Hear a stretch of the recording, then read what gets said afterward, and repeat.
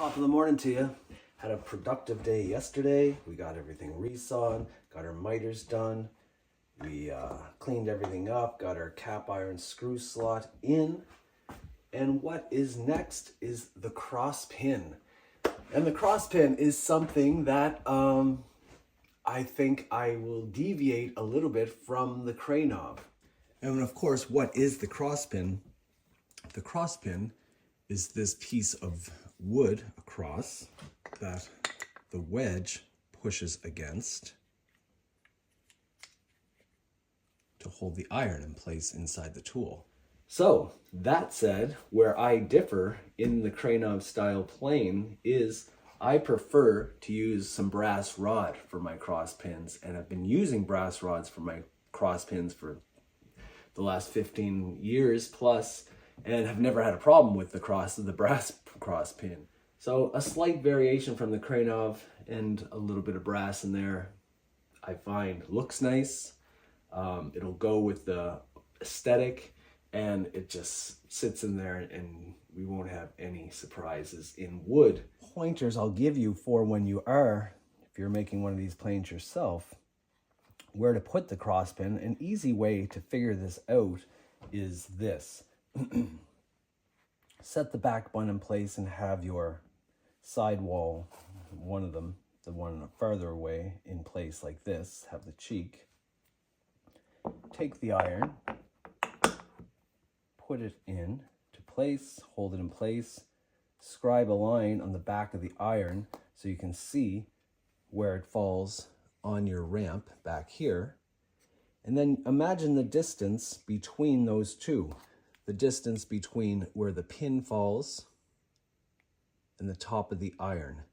And you want that to be somewhere around 3/16 to 1/4 of an inch, in that ballpark. You don't want the wedge to have to be too thick at the point where it goes under the iron. Usually this measurement is about 1.25 inches up from the sole of the plane, but that may shift slightly depending on the eventual shape of your plane as well.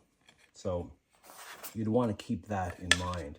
In our case, we'll have enough real estate above the pin that we don't have to worry about it, but if the shape was really sloped, then you could lower this a little bit. Just want to see on our model. The brass pin. I guess I don't have an actual measurement written there, but that location of my brass pin looks to be, in this case, 1 3/16. 1 3/16 on this sample, maybe 1.25 inches, in that ballpark. So there you go. It's somewhere in the ballpark of 1 3/16 to 1.25 inches. So all that to say, I have my cross pin marked here, and what I can also do, lay this on and just reconfirm how much real estate I am going to have above it, and then I may decide if I want to move it. So that will be the eventual top of the tool. My cross pin is there, and I have what looks like about close to 5/16 north of that. So if I were to lower my cross pin, I would have just a full 5/16 of an inch below it, meaning how much material we still have from the pin to the top of the tool here. And you don't want that to get too small, that distance. And in his case, yeah, it's 1/4 of an inch. When it comes to drilling for the cross pin, this is what I would recommend. So again, we have all of the information we need on the inside of this cheek over here. So I will take this cheek, the inside is what I have marked. This is the outside of the cheek, and I will put it here on the outside of that cheek, put those together this way, and then I'll tape these together and drill down through at the same time. So that's going to ensure a couple of things. Number one, it ensures, as long as I have these lined up, it's going to ensure that the pin, the hole, is in the same spot on the two cheeks, which is really critical. And oftentimes I've seen this move a little bit, and thus having for a slightly crooked pin. A pin that's either not square to the sole, not square to the iron, just not square to anything, which also isn't the end of the world. If that happens to you, you can be, happy knowing that the Krenov, the original Krenov, is also quite at a square, and just by making the wedge fit, making your wedge out a square to match is something you can easily do to fix that. That said, we're going to try our best to keep ours nice and square. This is our rod that we're going to install into here. It's 5/16. So again, I'm going to drill down through. And now when I drill through, what else is nice about this system, once these are taped together, is the outside parts are inside the sandwich, if you will, as I drill through them. So again, this is the inside of this cheek. This is the inside of this cheek. So by inside, if I take this one and put it here, now we have outside to outside in the sandwich. And if anything really goes wrong as we drill, when we take this apart, these inside parts are supported, thus not getting any damage or potential bust out or anything like that. If any bust out would occur, at least it would be on the inside cheek of this side here. So, all that to say, I'm going to tape these up, and we will have a look at drilling out for the cross pin. So just reconfirming my measurements, measure twice, cut once, took my awl, and that is the location of our cross pin. One final time here. That cheek is there. That cheek is there. All looks good. So that's coming this way, like that. I will tape those two together and show you my fancy drill press. So here is my drill press I referred to, of course.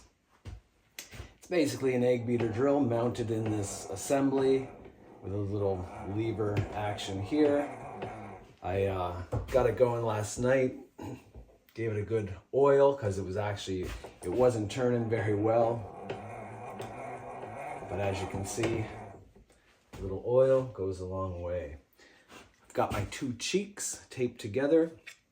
I have my outside clearly marked with the awl. I've got a piece of plywood that I'm going to put as a backer board. And I'm going to line this whole assembly up. Put a couple of clamps on this to the table here. Actually, I don't like how that's rocking right there. With the tabletop, that's a little wobbly.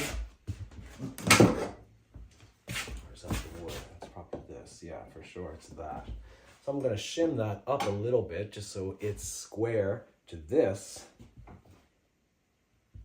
And then I will drill this out. The old plate here over the table, the lower base, which is essentially the clamp. I just pulled the drawer to this top of the card catalog here and I clamped it to the top corner. It's just slightly. So a couple pieces of cork in here. My plywood tabletop. Perfect. That's all we needed. So now that can come in. I will lower that down and actually sit it right in to the awl hole. So that's exactly where I want to drill. So a couple of clamps, everything feels good. So as you know, Forstner bits are painfully slow, but here in this, we can make a little bit of hay here.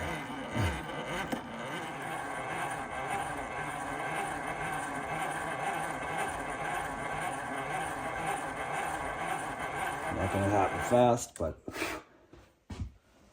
I think it'll be a nice, clean pinhole for us.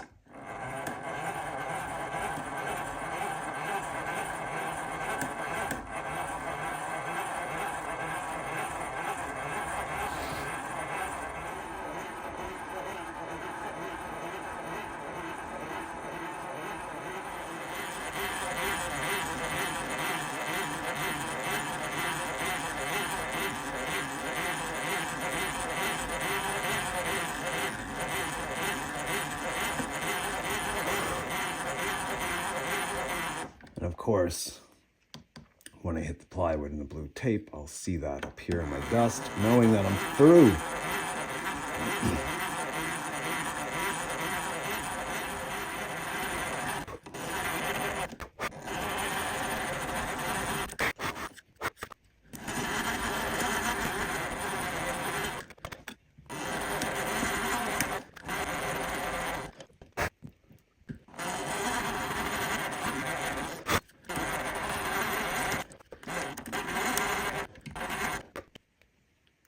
Okay, felt like the shavings changed.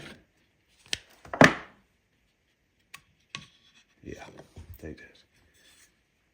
And you can see I put where I put my blue tape on the bottom. That was also just to reinforce and hopefully not bust anything out. So there, a nice pinhole. So the next move is to dress the brass rod. So the backer board here, the hole that I started, I went through, and that way I can push the brass rod through and just come out the other side, hold that all in my vise, and I have a mill file here that I can dress the end of the brass. Once this side is dressed, I'll push it, take the final measurement, cut it, dress the opposite side, because I don't want to be doing this kind of work when it's in the plane, of course.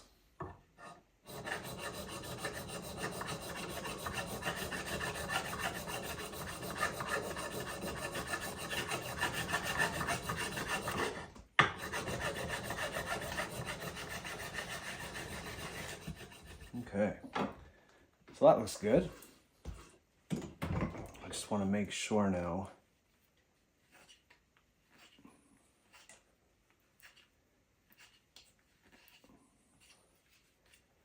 I just want to make sure that there's no little burrs or anything on the top edge of the brass, which there usually are, and I think I can feel some there.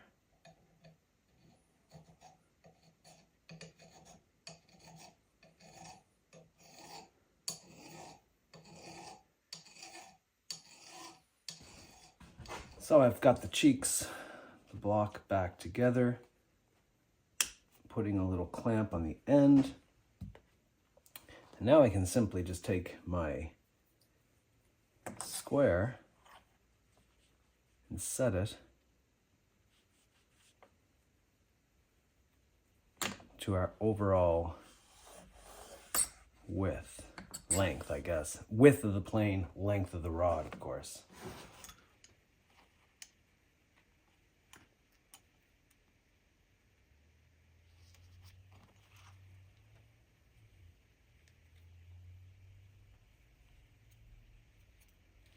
So the tape isn't going at the end of the cut. The tape is positioned halfway through the cut, and then I'm going to put my pencil line there.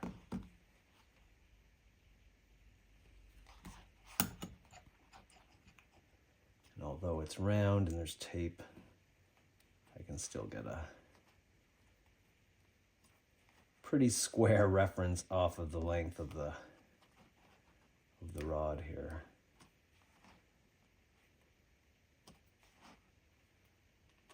Okay, just like that.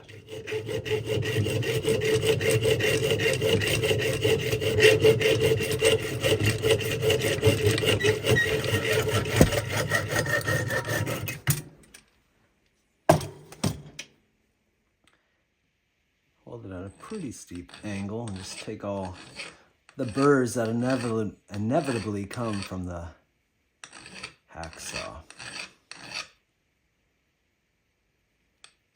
Because I find it's those burrs, even really small ones. You gotta think, the brass rod is a super tight fit when we go through the hole, especially on the small cheeks of the plane. So I've seen it happen a lot. Not a lot, but enough that any little burrs can bust out or damage the plane and make it a lot more difficult to assemble it. And we don't, it's a nice tight fit, so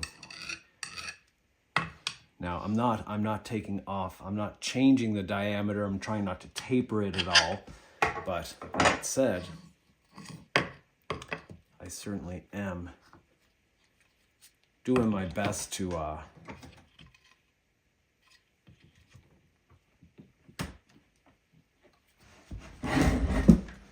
keep it nice and flat and clean.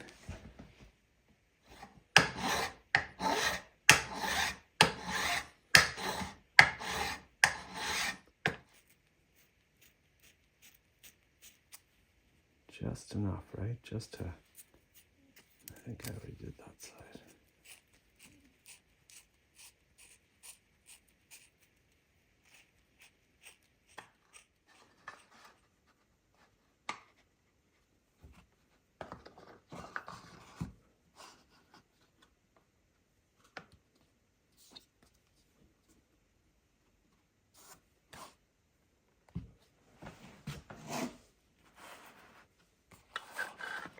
Dry fit now.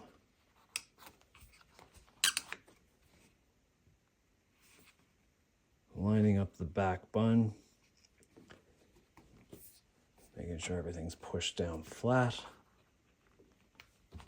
which it seems to be. Tighten that clamp. Now my front bun will shift forward as we set it, but for now, just to get a visual to see if our pin is happening and all is right in the world so far, I'll just dry fit it. Even though the aperture is still not set in the bottom, I'm able to get a good visual that two things. Number one, once I push everything down, everything looks like it's going to work, everything, no surprises. The pin is too long, so I'm going to take a little more off of that. But what I'm checking right now is the distance from the iron to the bottom of the pin. And it's that distance I'm thinking about. And we are shooting for about 3/16 to a quarter. And it looks like we have about 3/16, a light quarter. And visually, I'm just going to put a little bit of pencil around the end of the rod. So I'll have a little visual. It's like whatever that is, 1/2 millimeter or something like that. Okay.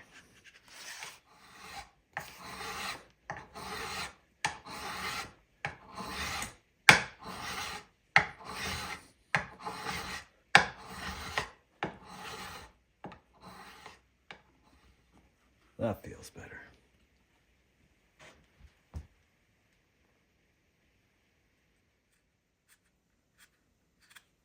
If you note it, every time I'm putting it in and out, I'm always doing so from the inside of this side and pushing it out, and then from the inside of this one, pushing it out, and then when I'm taking them apart, I'm pulling it into the inside and pulling it into the inside.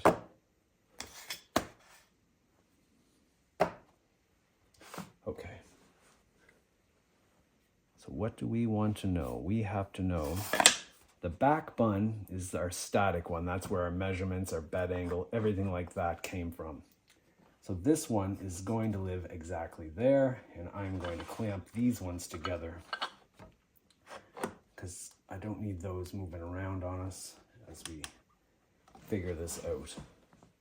Okay, so at this stage, I have the back bun clamped and in line. I want to bring in, because basically now we have to figure out exactly where our front bun is going to fall. And what I'm thinking about is I want to put the iron in place where it's going, and I want the front of the iron as is to just touch my front bun.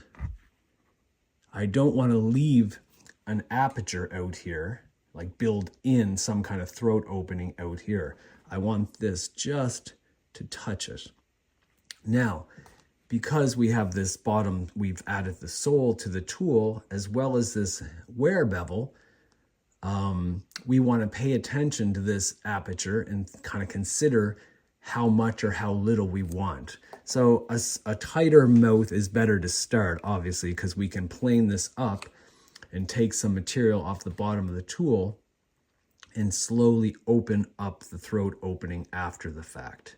I can't put it back on after the fact, so better to start. We want to start with and that's true too for whenever whoever is receiving the plane, whoever is going to be using the plane, if they want a more open wooden plane, well, that's an easy fix, isn't it? Take a couple of shavings off the bottom of the tool, or put it on a piece of sandpaper and lap the bottom and until the throat opens. Now, there's also too much. Like, we don't want to have to take off, an 1/8 of an inch or more off the bottom of the sole after it comes out of the glue. So there's definitely a sweet spot, which I guess comes from experience in doing this. But for me, knowing two things, I guess that's critical. If you have a wear bevel, then obviously by design, if it's a 90-degree wear bevel, then you want to build in the aperture before you glue it up, because the wear bevel, the idea of the wear bevel is as you flatten the bottom of the tool, you're not manipulating the opening. So therefore, you would have to basically plane away all of your wear bevel to change the opening. In our case, our wear bevel, the angle of it coming off the Krenov is not at 90 either. It's kind of like this. So if I remove just a little bit off of the sole of this tool, maybe 1 millimeter or 0.5 millimeter, I should be able to visually see the throat opening very slightly, very slightly. All that to say, our next step is to mark exactly, to figure out where the front bun is going. And if I was lucky with my cuts, when I did my miters here, I didn't leave anything in between. Basically, I did the 45 side, and then I did the 65 side, and left basically just enough between the two to make my saw cuts. Now, if your first saw cut was on an angle and if you kind of went off the rails a little bit as you sawed it, and this ended up being more of a space, well, that would in turn make this distance different, and your front bun may in fact be inset from the front of the tool when you glue it up, and then you just cut the fat off later. In our case, I think my pre-planning, I guess, paid off, and where it's falling here is actually pretty much where I want it, I think. But I'm going to put a clamp on this so I can pick this up and look at the bottom of the tool. So hopefully you can see that, what I'm talking about. So when this iron comes forward, we don't want it to just fall out the bottom. We're not building in anything. But at the same time, we don't want to have to remove too much from the sole that we've already prepared and change this. And because we already have a built-in wear bevel in this shoe, we're actually going to make this, we're going to shift our front bun forward. So my iron is just about already coming out of the bottom of the tool. You can just see the camber of my iron coming out the front, but not on the whole thing. So that's what I like that. And again, that's just a hair shift forward by probably less than a 32nd of an inch. So that said, I'm going to put a new hash mark there. And I'm going to come inside here with my pencil.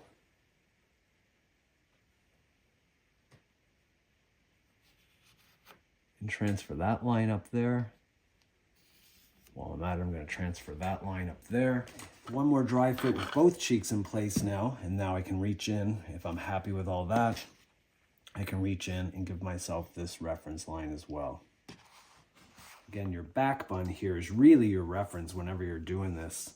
It's the static one. You want to really make sure you keep track of everything that's going on back here, and then all the adjusting and play happens up here in the front. And again, if I didn't have the wear bevel or the bottom sole here, and these were coming to 2 points, then I would actually have this iron not poking out the bottom, and because I know I would lap it and it would instantly start to open the throat. Where we have our built-in wear bevel, then it's not going to be so instant, so I'm going to actually take that into account now. And I think we're good. With that. So now that can come out. These are in, let me just tap that back a whisker, just to, it's right there.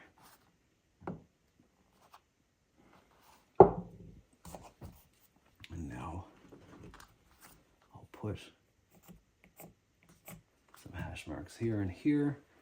I'm going to reach in again, and this is just so I'll know where the glue is going. Back bun is going to 0.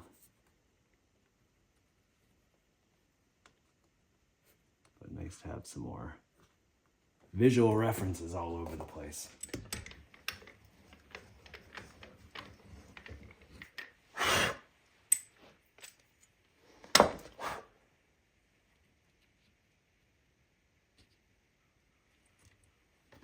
In.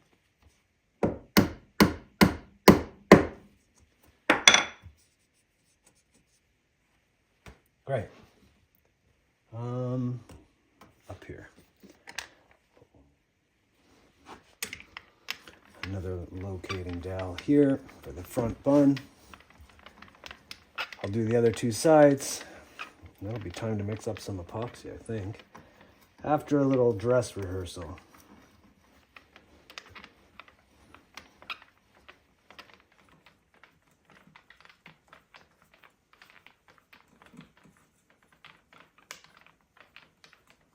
Okay, so I just prepared a simple plywood jig that has a back fence. It's all covered in packing tape, and it's elevated out of the vise, so I can put my plane against the back fence. I can clamp it this way to the fence, as well as I'll prepare 2 more cauls that I can clamp all 3 assemblies down this way,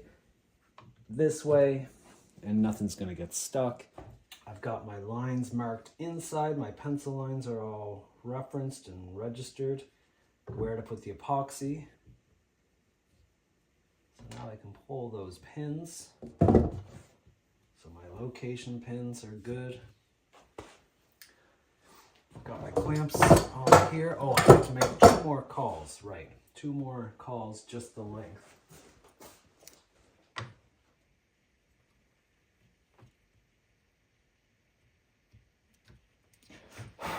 Alright, so let's do another little dry run.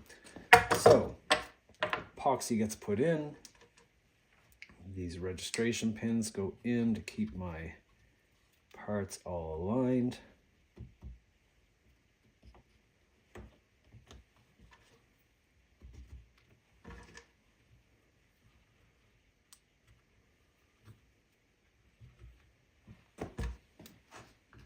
Like so. Now I think my first move, and you'll note too, the jig is the length of the plane as well. So, and I have my fence back there to push it all up against.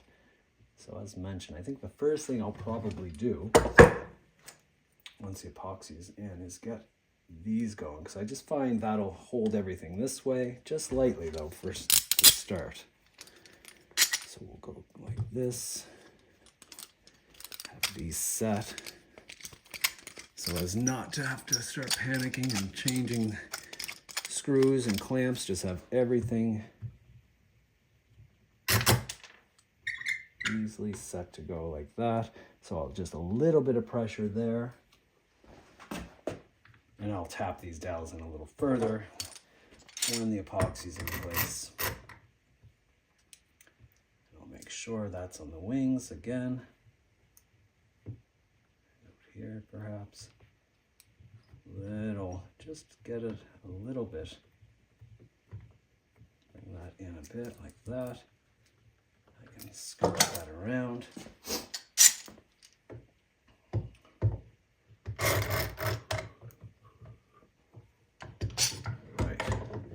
do I need another caul across the bottom? You know what? I don't think won't hurt. It's another little offcut.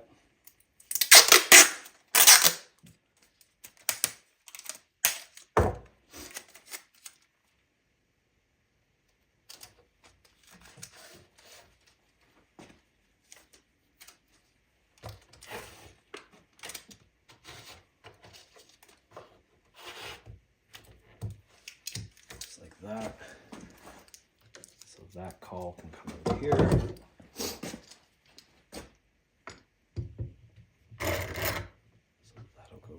That. Just get a little bit of a start to that.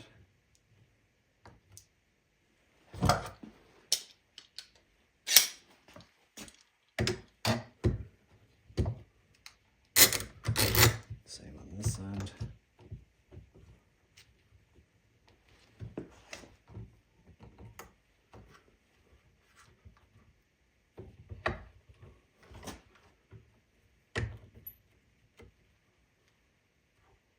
Again, I'll make sure at this stage. So the dowel pins should be keeping everything from shifting forward and back, of course, once they're actually in place. And then I can tighten these down this way, which will bring everything down flat here. Tighten these in. And then just a couple of quick grips on top. And that really should be it. And then we'll just keep our fingers crossed that everything is where I think it should be. And then once it's out of there tomorrow, I'll put it on the lapping plate, flatten the sole, and then we'll scribe our shape and start cutting that out. As you might remember last winter, I think I was showing you the epoxy while I was building the guitar, and it's just basically a measured pump in the top of the West system. So it's a hardener and a resin. It measures it for you.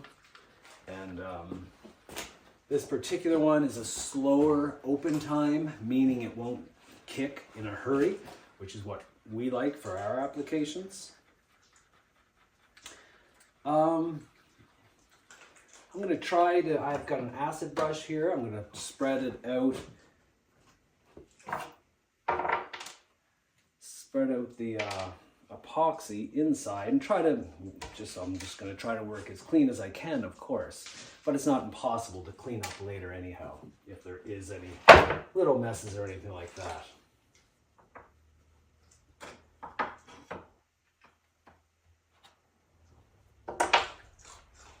So I can easily see all my lines. Oh, I do see my earlier layout line where my cross pin, so easier to come in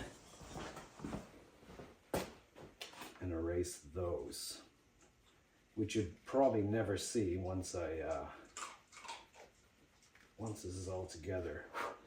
You would never see those, but just as easy to get rid of it now.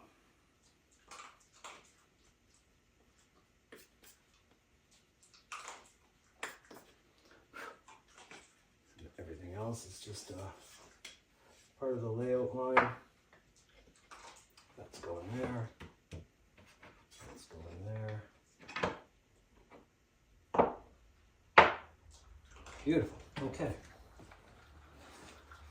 Devil in the details.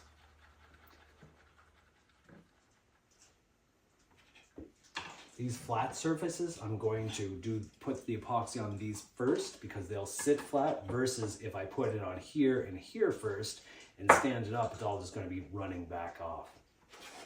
So do the horizontal surfaces first. If you can.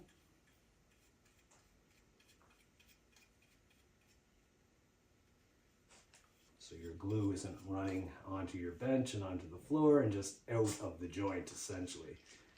We don't care so much where it runs to. Oh, and I should say as well, the pin is not glued.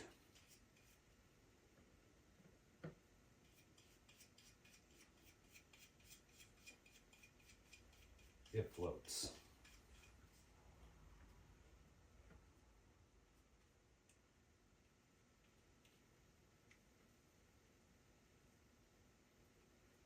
Working in this window is such a luxury.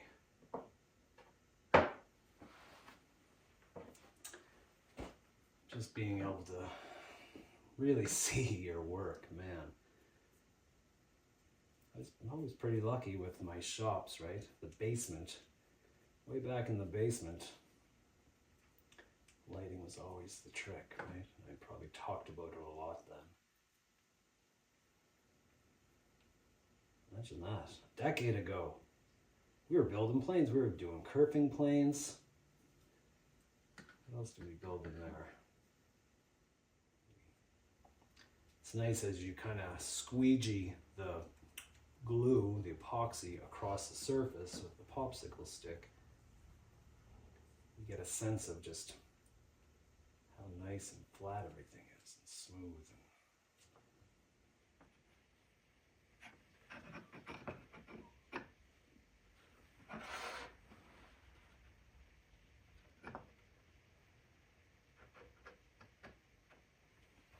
Just lately looking at my hash marks.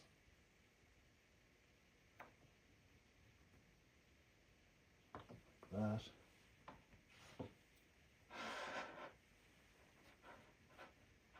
Same thing here, and this is my kind of offset one.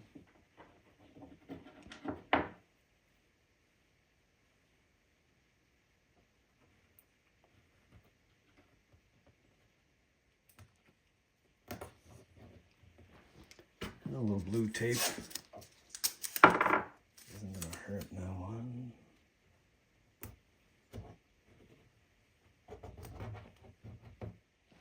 Shift it over to the jig. Put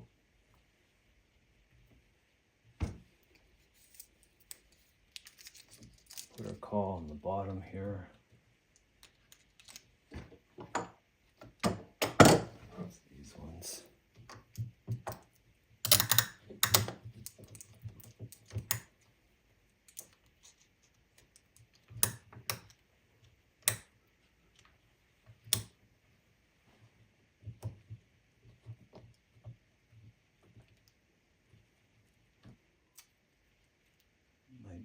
Little call this way.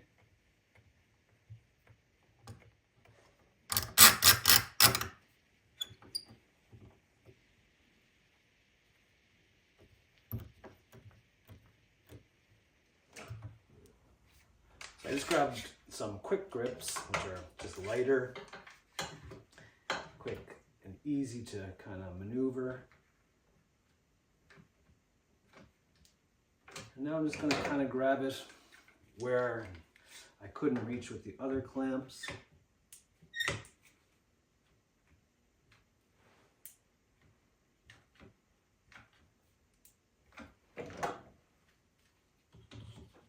And again, these are light enough, they're not going to torque anything one way or the other.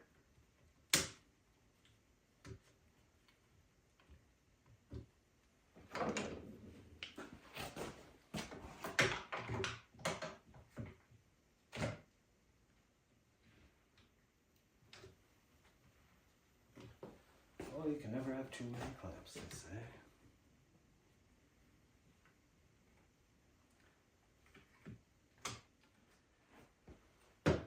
On that note, I'll see you soon.